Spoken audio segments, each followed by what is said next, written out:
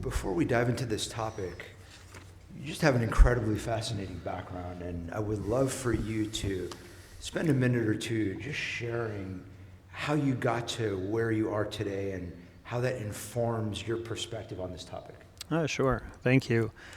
Rébar Jaff is my name. I am originally Iraqi. I immigrated with my family to Canada in 1998. I was 15 years old at the time. Career-wise, I was educated in Winnipeg and Ottawa and Paris. I did my bachelor's in political science at the University of Manitoba, and I did my master's at the American University of Paris in conflict resolution and civil society development.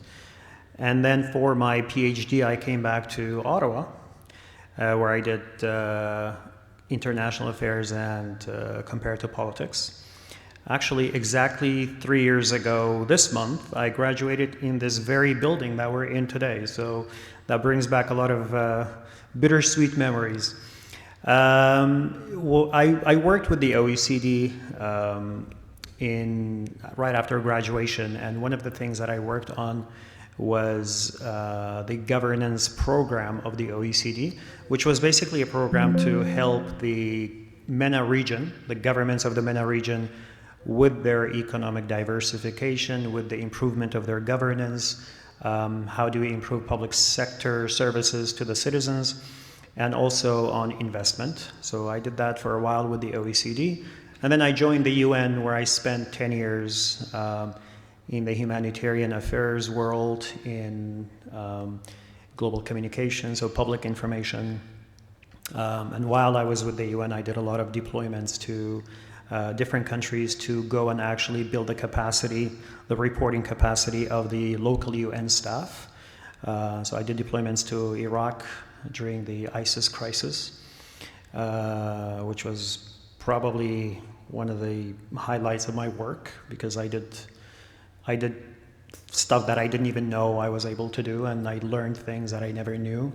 So frontline operations is what I did for some time. I was deployed to Haiti during Hurricane Matthew, also to build the capacity of, reporting and so on. So every time you go to these places of conflict, you always realize, even in the humanitarian world, when you provide one type of service, you cannot ignore the other type of service. And that's exactly how economic diversification works. Sometimes we work on one sector, we spend so much time and energy on one sector, we forget everything else. So I'll pass it back to you so you can also introduce Micah, but these are things that I can elaborate on later.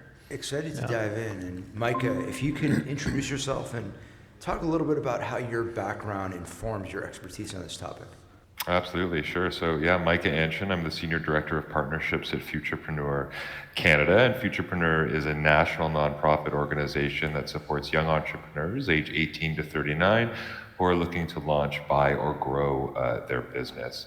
So I've been in nonprofits in the charitable sector for a long time, always focused on supporting youth, and for the last 5 years doing this work, which is really all about encouraging young people to create new businesses through our startup programs, or acquire businesses through our Loan with Mentorship programs. So for any young entrepreneurs in the audience today, if you're a Canadian citizen or permanent resident operating in Canada, please do check out our website, futurpreneur.ca. There's a whole host of free resources, webinars, and the opportunity to apply either to our startup program, our side hustle program, our Black Entrepreneur Startup program, or our Indigenous Entrepreneur Startup program, where you can access up to $75,000 in collateral-free financing that comes with 2 years of one-on-one mentorship. So we talk to young entrepreneurs all the time who are focused on market entry. We're also the Canadian lead for the G20 Young Entrepreneurs Alliance. So we lead a delegation of about 40 entrepreneurs across to the G20 summit each and every year. And this year that will be in Johannesburg, South Africa. So happy to talk about any of that as well. Thank you, I appreciate it. First question. What policies do you believe are most effective in promoting economic diversification?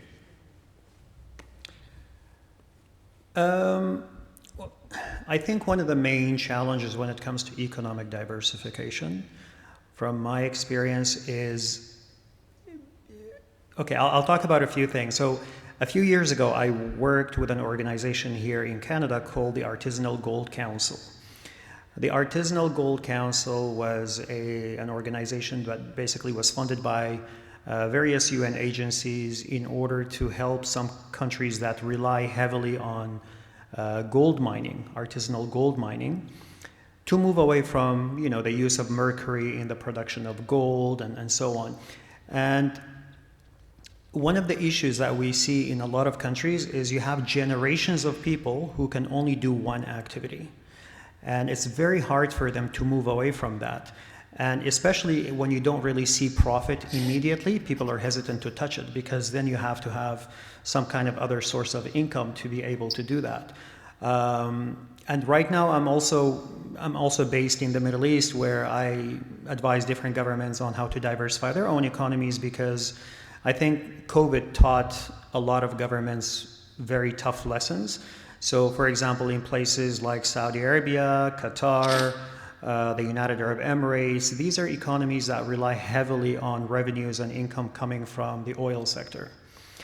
And so when COVID happened, borders closed, countries realized that you cannot be self-sustainable by only depending on one source of revenue, because suddenly oil meant nothing. You couldn't export it, you couldn't, you know, that's not what people wanted. There was no travel to use oil, there was no, you know, cars didn't need oil. I mean, the gas price in Canada went down to like 60 cents, and now it's, what, $1.30 or something like that. So, you know, we have to have policies where we can really tap into every sector to be able to support our own economies. In Victoria, where I'm from, I mean, in British Columbia, there's a lot of farming that takes place, but that's not everywhere, right? I mean, Victoria, we did feel the impacts of COVID, but not to the same extent that some other places felt it in Canada, because we were able to consume stuff from our own people, from our own neighborhoods. So we need to have training. We need to have policies that will actually be supported by all parts of the government. We often say, the government is not doing this, the government is not really helping businesses, the government is not doing that.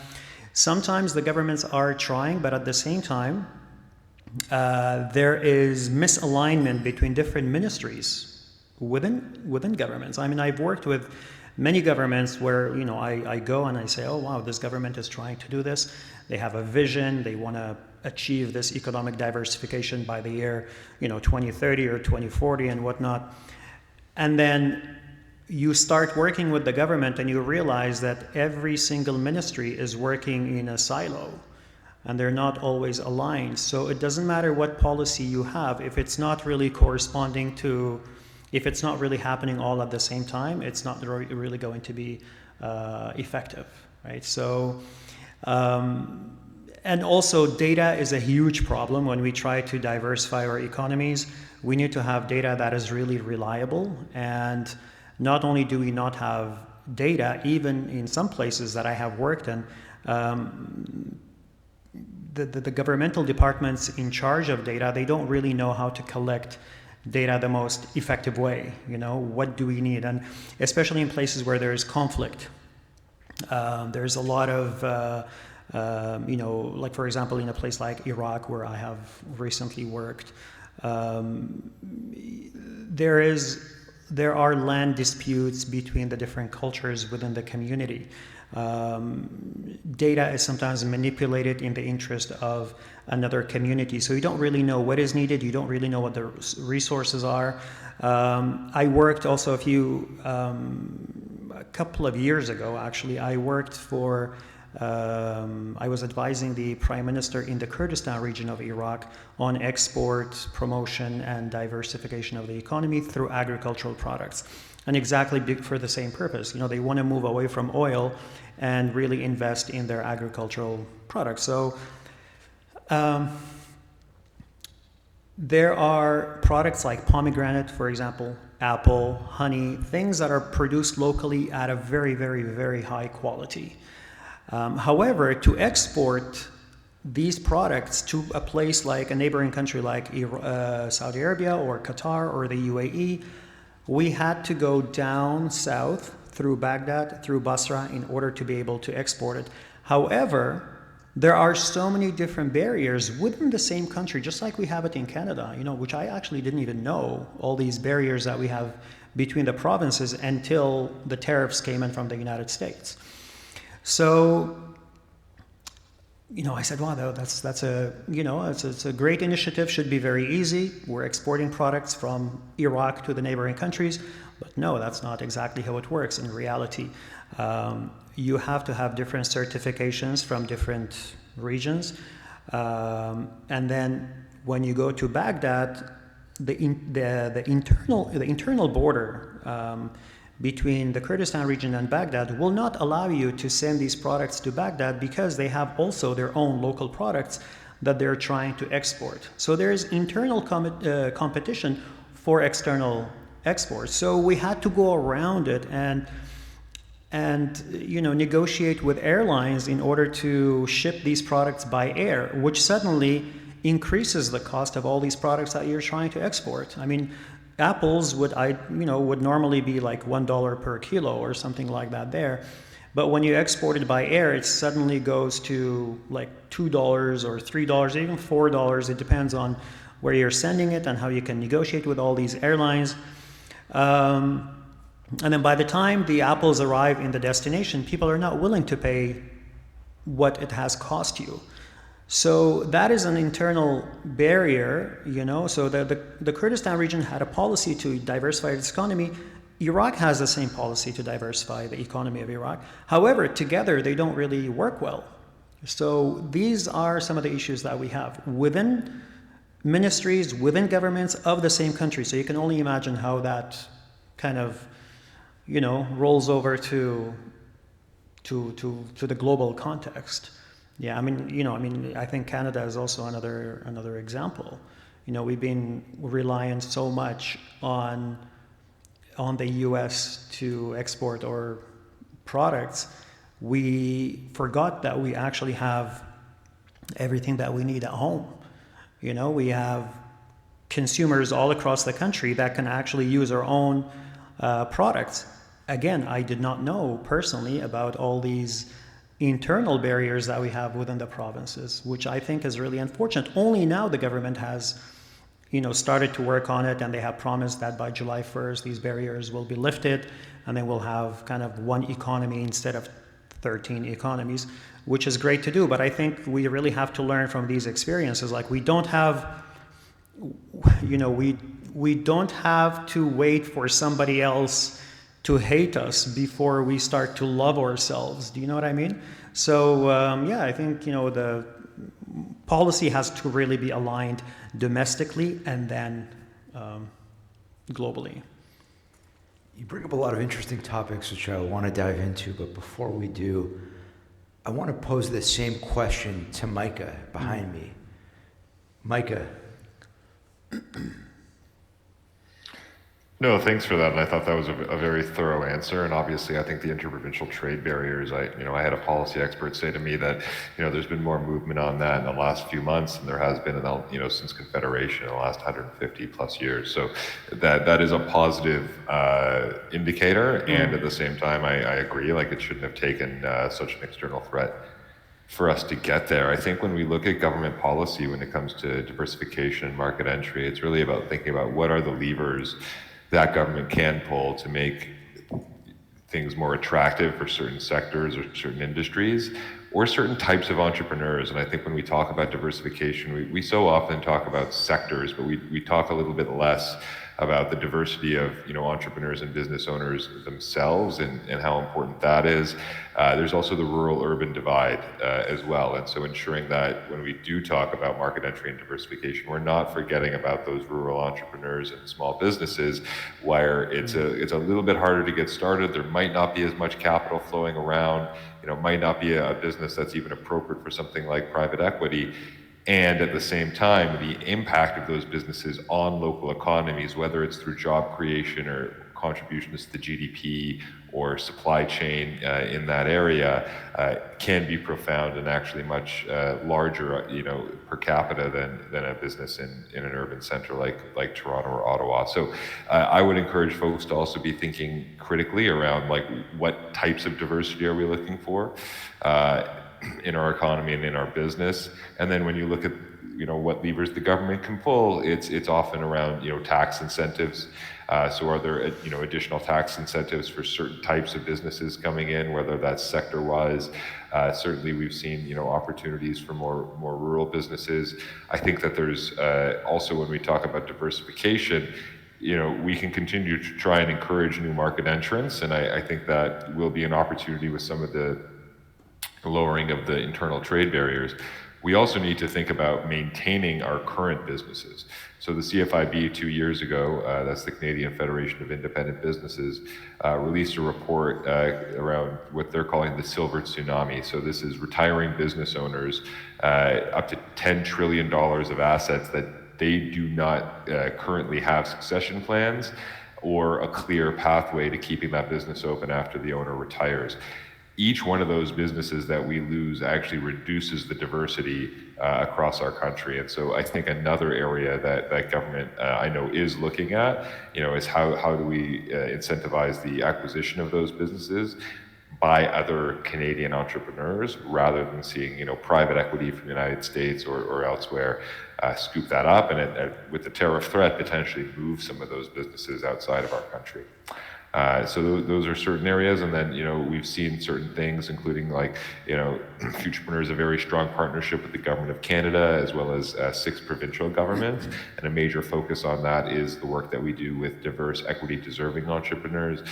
So whether that's through supporting Black entrepreneurs, newcomer entrepreneurs, Indigenous entrepreneurs, women entrepreneurs, it's really ensuring that the diversity of Canada is reflected in the business owners that we support. I'll leave it there.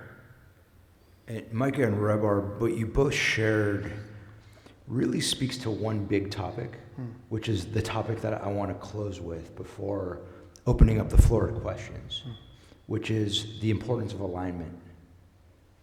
Everything that you shared when you're talking about barriers to communication, various groups not talking to each other properly, one minister not being on the same page with the next minister.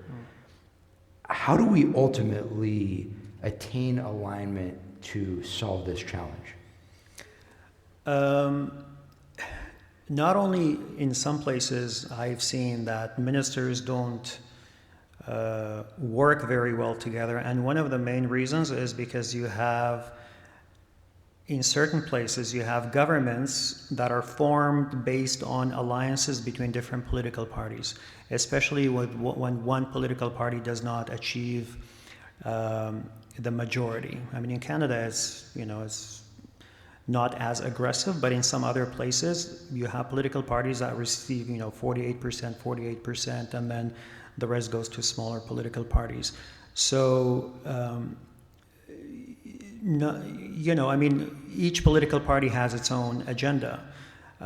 Sometimes, you have let's say a prime minister that is really trying to push for the exports of agriculture, but then the Ministry of Agriculture belongs to a different political party. So that same ministry will actually create barriers for it not to happen under that specific prime minister, because they don't want that prime minister to shine to the public. They want their own ministry to shine when they have power. So that is one of the main issues. But I think what is really important, which is really hard to achieve, it's easy to say, but it's so hard to achieve, is to always put the people first. It's very easy. Just put the people first and remember that the vision, the ultimate goal of any strategy has to be reminded at every stage of negotiations, so that we don't really get sidelined and blindsided by, personal interests or political party interests. So I've seen that as one of the main issues. It's the same as, when you're working in a team, right? you're working on a team, everybody wants to shine to their manager, everybody wants to be the one who is more competent than somebody else, or, we have seen situations like that. But what is really important is to remind everybody who is involved in that process that the ultimate goal is really team harmony and the objectives for which we're all here. Okay, I worked with the United Nations for about 10 years, and sometimes our humanitarian work became so politicized that we would be blind to everything else that we are there for. And sometimes people would ask me, what keeps you motivated about working with the United Nations when everything is so political? The UN is not really effective anymore. You can't really achieve things. You have people dying all around the world. And one thing that always kept me motivated in my work was that as a humanitarian aid worker, my job was to make sure that humans were safe and they received the services and the life-saving support that they deserved. And another thing that kept me really grounded was the Charter of the United Nations. Very simple. It's the document that led to the creation of the United Nations. It's the commitment that all the member states of the UN made, right? So sometimes in very high-level meetings where I would be giving a speech or a statement or drafting a statement for the Secretary General or the Undersecretary General, I always had to put things as basic as that into the speech so that people, kind of wake up and realize that it's what we're trying to do is very simple and we all have the will and the ability to do it. But sometimes personal interest gets on the way. I love what you shared, and I smiled and laughed when you said sometimes it's as simple as reminding everyone around you to put people first. Yeah. Because it triggers a couple of different thoughts. Number one is, for a lot of people, it really is that simple. Yeah. We do just need to remind people, come on, there's all of this noise, there's all this nonsense. That's not important. Mm-hmm. But how do we deal with the bad actors? How do we deal with the people who are self-interest, are self-motivated, don't really care about putting other people first? Mm-hmm. They are barriers, they are obstacles. How do we deal with those people? It depends on which context you're working in. In my experience, or for example, working with the United Nations, all the countries have made the commitment, to peace and security.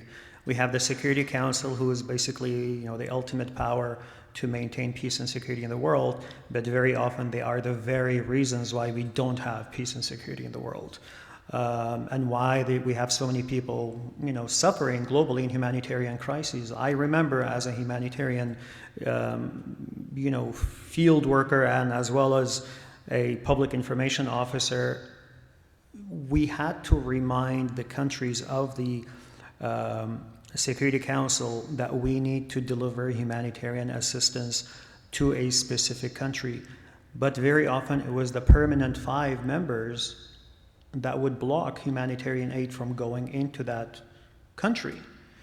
And that, of course, that's the ultimate pressure card that we could use, all the member states to try to push the members of the Security Council to not veto humanitarian aid, to not block aid to go to these countries.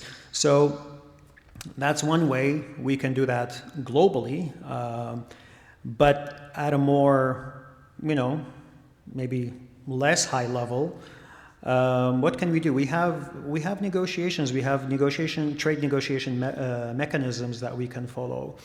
So, for example, the World Trade Organization is a great platform for countries to actually, come together and negotiate, and we have best practices and policies in place that guide countries on how to trade, responsibly, how to become trusted partners in the global trade area, and so on. Now, one of the issues that we have that, a lot of people don't talk about is when there is a dispute between countries when it comes to trade. So, okay, let's go one step back. So when you do trading, goods and services around the world, there are limitations to how much you can block goods from other countries into coming to your country, because if you block too much imports coming into your country, because you really want to be able to, to manufacture locally and to be able to export rather than depend on imports from other countries, there's a limit to how much you can actually block. And if you block too much or for a very long period of time, you suddenly become a partner that is not really reliable, okay? There are countries that sometimes, they say, okay, we're going to, let's say, we're going to prevent imports of tomatoes to come to our country. You can't do that, all year long, because you're not going to be able to grow it locally for all the seasons. So you can limit it for, 2 or 3 months to make sure that your own products do not go to waste, your local farmers do not suffer. But then with other manufacturing stuff that is not really perishable goods, some countries have, like we see in the United States now, the US is saying, we're not going to import anything, we're going to produce everything locally. That, under normal circumstances, would be an issue that would go to the World Trade Organization, because it is something that is disputable. It's not what the World Trade Organization actually promotes. It does not really help cooperation and collaboration among countries. However, right now, if you were to go to the World Trade Organization, the issue would be escalated to the appellate body, which is basically 7 judges, and these judges would review and see which country is at fault and which country should be lifting these barriers and so on. The only problem is that that body of the World Trade Organization is currently not even functioning, because the United States has blocked the appointment of judges to that body. So there's nobody to decide whether it's legal or not legal to do that. So it's really, countries have become more and more self-reliant, but they also have to learn to cooperate and enhance bilateral cooperation and bilateral trade agreements, and just to negotiate. Because if you don't, then the rest of the world will all be hesitant to do trade with your country. You're not going to be a reliable partner, just like we see. I mean, the current administration of the US started with Canada, but very quickly it went to the rest of the world. So now the rest of the world has to come up with a different mechanism to do trade with each other. So there are pressure cards that we could use, but it's not really in the benefit of anyone. I mean, yes, you can say, okay, we're going to boycott goods from the United States, but at the same time you're harming our own economy and their economy, and vice versa. So yeah, this is, I think, we need to remember that ultimately these barriers do not only harm other countries, but they really harm ourselves as well. Micah, you have any thoughts on the topic?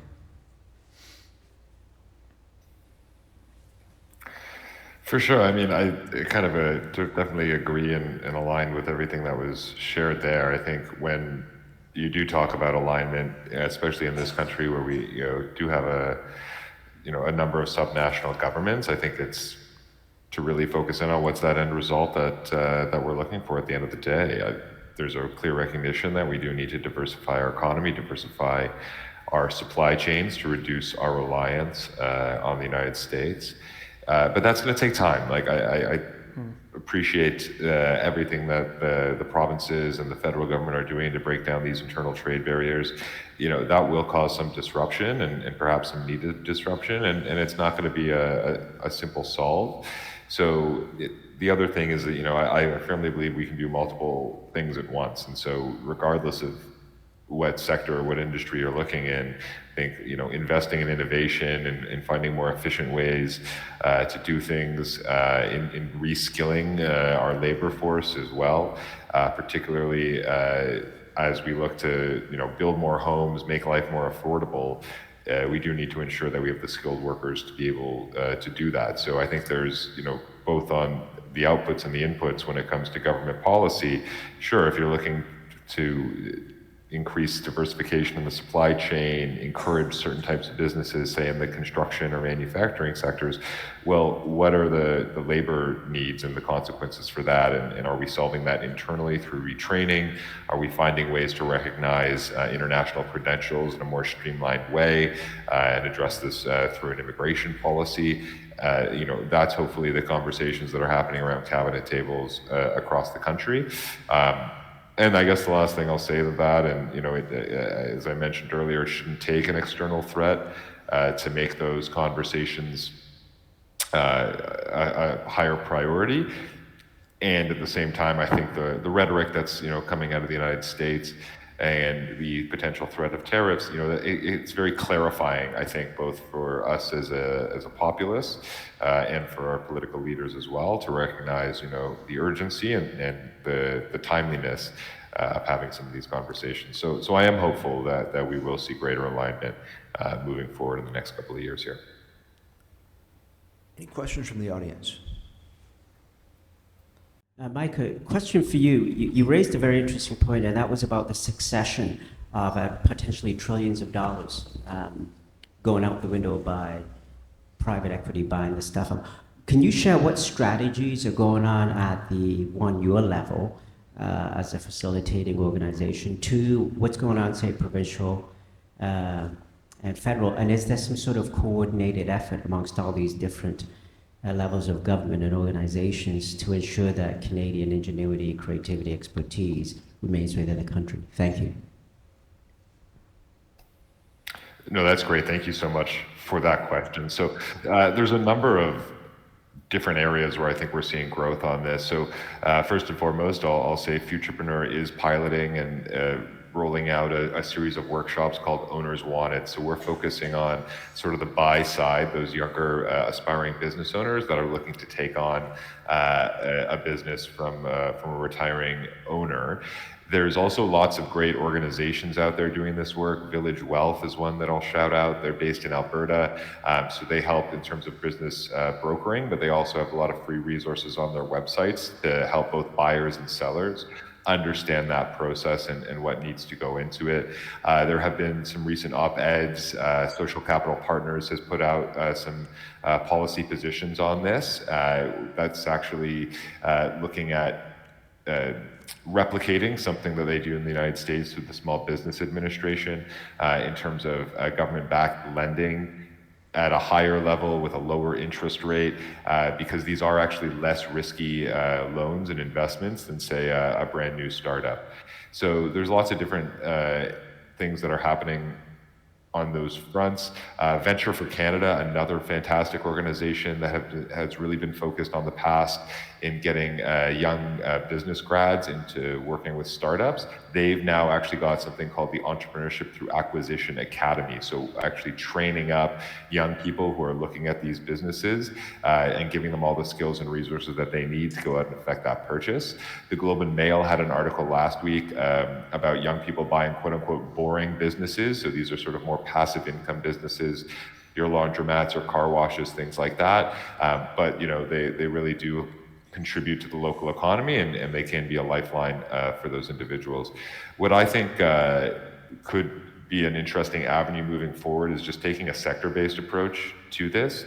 So, for example, in a rural community, if a veterinarian goes out of business or isn't able to find a succession, that's a big issue, not just for pet owners, but potentially for farmers and livestock owners in that region. And if the next vet is 2 or 3 hours away, that actually has an economic impact on business as well. So what are some of those sectors that are struggling there? We've heard anecdotally, like veterinarians, dentists. These are some of the ones that have been at risk from some of that sort of private venture capital. And so I think having that sector-based approach would be positive. Well, thank you for that, Adam. And just a quick follow-up to that, because you raised the issue of the veterinarians. And what came to mind for me was, what about medical practitioners? Because local GPs sell in their practices and people can't get access. Is that a sector that's also included within this, or is it just gone beyond the radar? Thank you. That's a great question. Like I'll note, my expertise are more focused on the small businesses, and we don't do so much lending to doctors' offices. However, what I'll say with that is there's such a huge issue just in terms of getting primary care right now, and I know the provinces and the federal government are really focused on this. The government of Ontario, investing specifically in programs to encourage more family doctors. And as you noted, these are small businesses. at the end of the day, I think the supply issue, if we can get more family doctors into the system in general, many of those will be looking at acquiring a practice from a retiring owner.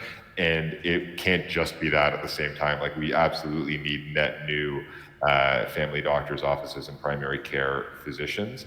I know that there have been, recent changes that I think have been positives, at least in Ontario, around, pharmacists being able to prescribe certain medications or make certain decisions. We've also seen a growth, in nurse practitioners in rural communities. These are all small businesses and all good ways to diversify the economy. So definitely when it comes to healthcare, that's a important policy area for so many reasons.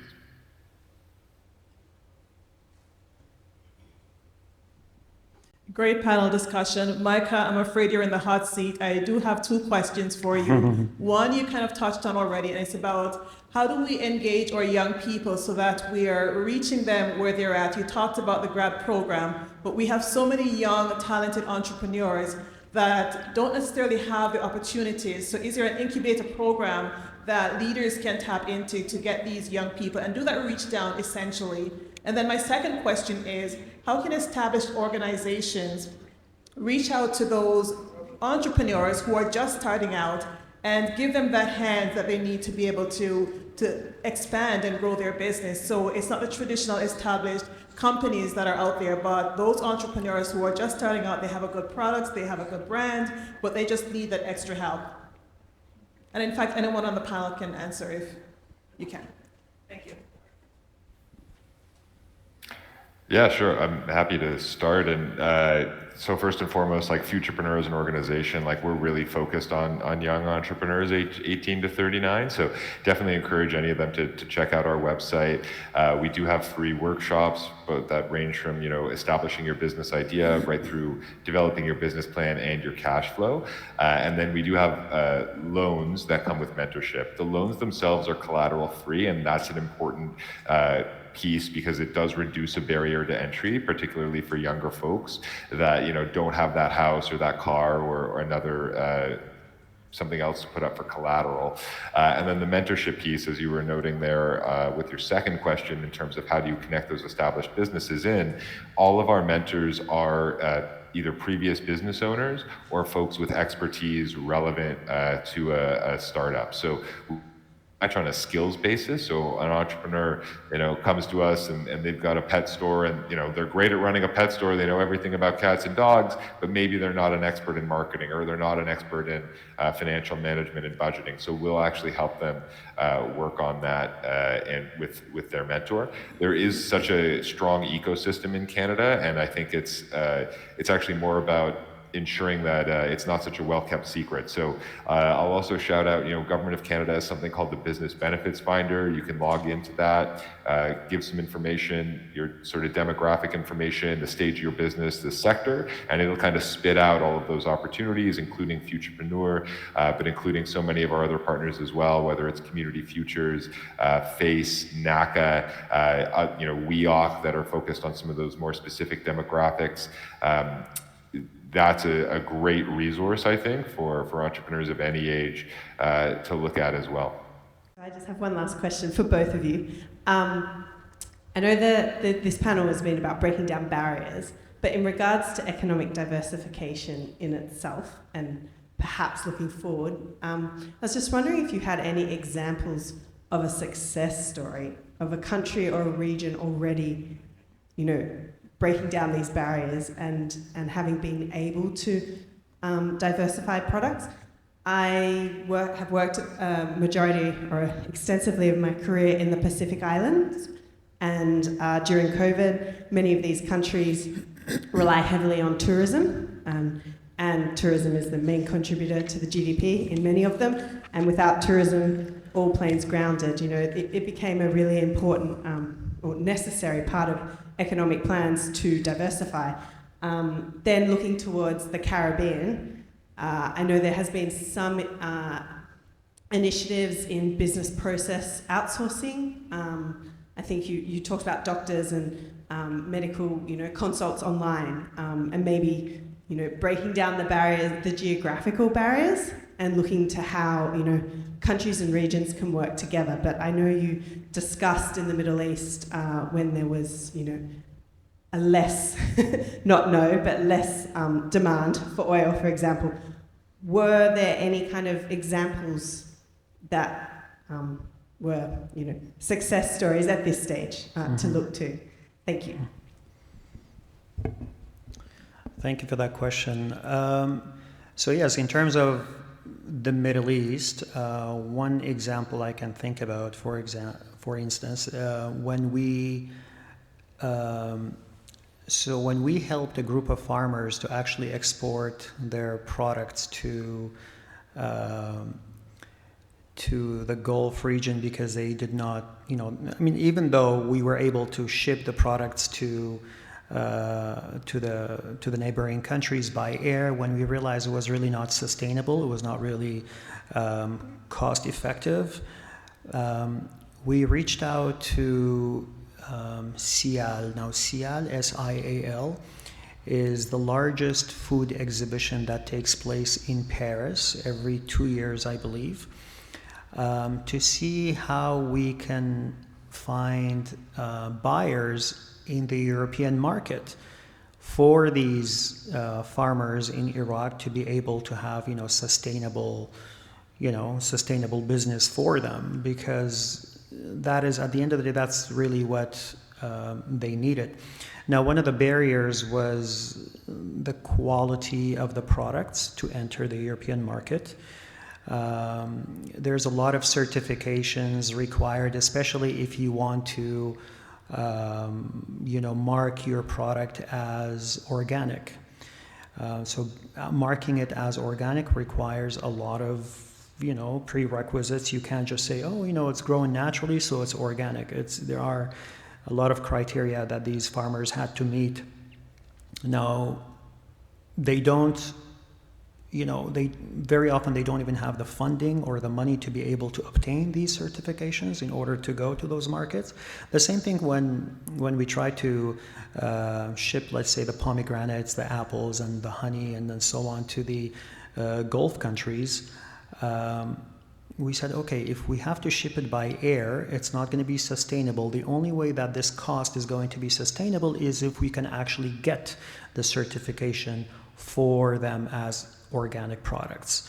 So we supported some of those farmers who were able to get the organic certification. And at the same time, what is happening now is when you have products that you cannot necessarily ship because it does not meet the quality for it to actually go on the shelf, to look attractive, and to actually, you know, inspire the consumer to buy, you know, shiny red tomatoes and whatnot. Those tomatoes and those pomegranates could actually be used for tomato paste. It could be used for pomegranate vinegar and all of these things. So these were ideas that a lot of these farmers had not really thought about because they didn't think it was sustainable. So a kilogram, let's say, of pomegranates would be, let's say, $2, but when you actually turn it into pomegranate vinegar, it could suddenly be like $5 or $6, $7. So a lot of these farmers have now started to do that. Okay, so they're turning the products that they couldn't normally put on the shelf into other byproducts of the same good. So that is a success story that a lot of farmers have started doing because they actually see the potential of their products beyond just what they actually obtain. And now the SIAL exhibition that happened in Paris was also a success story because we were able to get certification for those products all across Europe to be able to be shipped there. And then we found buyers in Carrefour in France to actually import those pomegranates from Iraq and to be on the shelf in France and so on. So all of these, sometimes these barriers become barriers because the farmers don't know about them. They're not really big barriers, but they don't have the knowledge with all the red tape that they have to navigate So these are two stories that I think really demonstrated how important it is to train those farmers and to also give them capacity because a lot of these farmers are not literate, or they don't really have, they don't really speak English or French to be able to understand international laws and rules and regulations. So to make that happen, I actually worked with the U.S. Embassy in Iraq and in France to be able to have a pavilion in a very strategic place at the exhibition, which was great. And also I worked closely with the World Trade Organization's International Trade Center, which is basically a part of the UN and the WTO, where they go into countries and they train either government employees or the farmers or the local producers to meet those requirements and to have the capacity to understand how to do business and so on. And once they have the capacity, then they're kind of on their own. There's one specific farmer who actually produced most of the pomegranates in Iraq. He is now doing it on his own. So all the pomegranates, he's got many fields in the city. He rents it from other farmers, he collects it, and then he ships it all on his own by trucks. And it's not only a job for that person, but there are also truckers now who have a job. And we coordinated with different embassies in Iraq to facilitate their visa processes to be able to ship. So that is one story I was able to share, yeah. Thank you very much. Thank you, Rébar. Thank you, Micah. This has been a ton of fun. Thank you to everyone in attendance. Thank you for the great questions. Thanks very much. Thanks. Cheers. Thanks, everybody.